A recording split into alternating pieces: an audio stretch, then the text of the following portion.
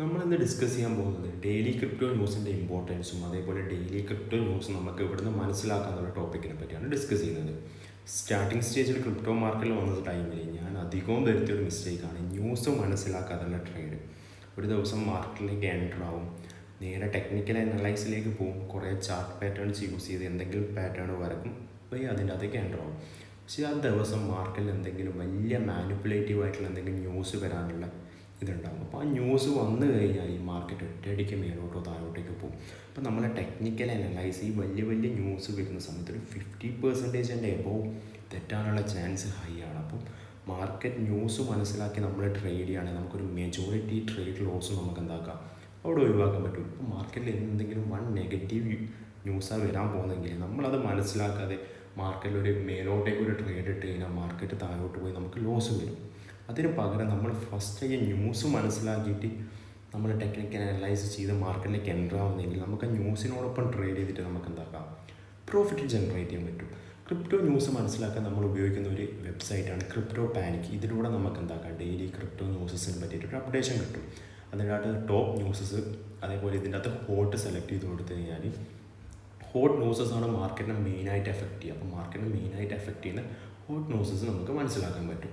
അതേപോലെ നമ്മൾ യൂസ് ചെയ്യുന്ന വേറൊരു വെബ്സൈറ്റാണ് കോയിൻ ടെലിഗ്രാഫ്. കോയിൻ ടെലിഗ്രാഫിലൂടെ നമുക്ക് എന്താക്കാം ഡെയിലി ക്രിപ്റ്റോ ന്യൂസസ് കാര്യങ്ങളെ പറ്റിയിട്ട് മനസ്സിലാക്കാം. അതേപോലെ നമ്മൾ ഇമ്പോർട്ടൻ്റ് ആയിട്ട് യൂസ് ചെയ്യുന്ന ഒരു പ്ലാറ്റ്ഫോമാണ് ട്വിറ്റർ.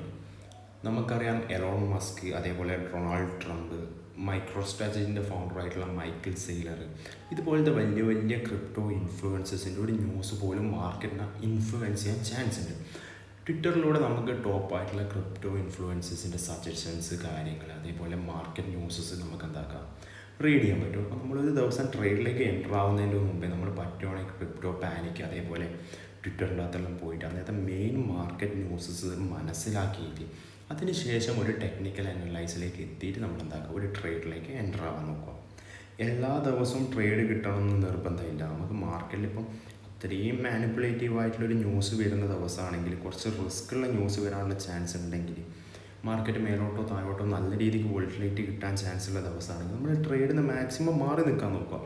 നമ്മളെ ട്രേഡിൻ്റെ അൾട്ടിമേറ്റ് ലക്ഷ്യം എന്ന് വെച്ച് കഴിഞ്ഞാൽ പ്രോഫിറ്റ് ഇല്ലെങ്കിൽ പോലും നമ്മളെ ക്യാപിറ്റലിനെ പ്രൊട്ടക്റ്റ് ചെയ്യാനായിരിക്കണം നമ്മളെ ലക്ഷ്യം.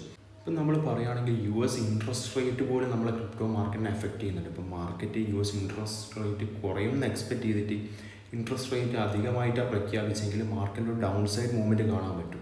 അതേപോലെ ഇൻട്രസ്റ്റ് റേറ്റ് ഇപ്പം എക്സ്പെക്റ്റ് ചെയ്തതിനെക്കാളും ഡൗൺ ആണെങ്കിൽ മാർക്കറ്റിൽ നമുക്കൊരു അപ്പ് സൈഡ് മൂവ്മെൻറ്റ് കാണാൻ പറ്റും.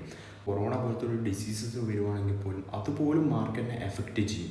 ഇപ്പോൾ US എലക്ഷൻ പോലും മാർക്കറ്റിനെ നല്ല രീതിക്ക് എഫക്റ്റ് ചെയ്തിട്ടുണ്ട്. മാർക്കറ്റിൽ വിചാരിച്ചൊരു റിസൾട്ട് കിട്ടിയതിന് ശേഷം മാർക്കറ്റ് നല്ലൊരു അപ്പ് സൈഡ് മൂവ്മെൻറ്റാണ് തന്നത്. അപ്പോൾ നമ്മളിപ്പോൾ നല്ലൊരു ട്രേഡർ ആവണമെങ്കിൽ ടെക്നിക്കലി മാത്രം നോളജ് ഉണ്ടായാൽ പോരാ, ഫണ്ടമെൻ്റലായിട്ട് ഡേ ടു ഡേ നടക്കുന്ന ന്യൂസസിനെ പറ്റിയിട്ട് നമുക്കൊരു അറിവുണ്ടായിരിക്കണം, കുറച്ച് സോഷ്യൽ നോളജ് കാര്യങ്ങൾ നമുക്കുണ്ടായിരിക്കണം. അപ്പം ഒരു ട്രേഡർ എന്നുള്ള നിലയ്ക്ക് നമുക്ക് പ്രോഫിറ്റ് ജനറേറ്റ് ചെയ്യാൻ പറ്റുകയാണെങ്കിൽ നമുക്ക് ബോത്ത് ടെക്നിക്കലി ആൻഡ് ഫണ്ടമെൻ്റലി ആയിട്ടുള്ള ന്യൂസസിന് പ്രയോറിറ്റി കൊടുക്കണം. ഞാൻ പറഞ്ഞൊരു ടോപ്പിക്ക് നിങ്ങൾ ശ്രദ്ധിക്കേണ്ടതെന്ന് വെച്ച് കഴിഞ്ഞാൽ ഡെയിലി മാർക്കറ്റിൽ എൻ്റർ ആവുന്നതിന് മുമ്പ്, ടെക്നിക്കൽ ചാർട്ടിലേക്ക് എൻ്റർ ആവുന്നതിന് മുമ്പ് ഫണ്ടമെൻ്റൽ ന്യൂസസ് മനസ്സിലാക്കിയിട്ട് മാത്രം എൻ്റർ ആവാൻ നോക്കുക.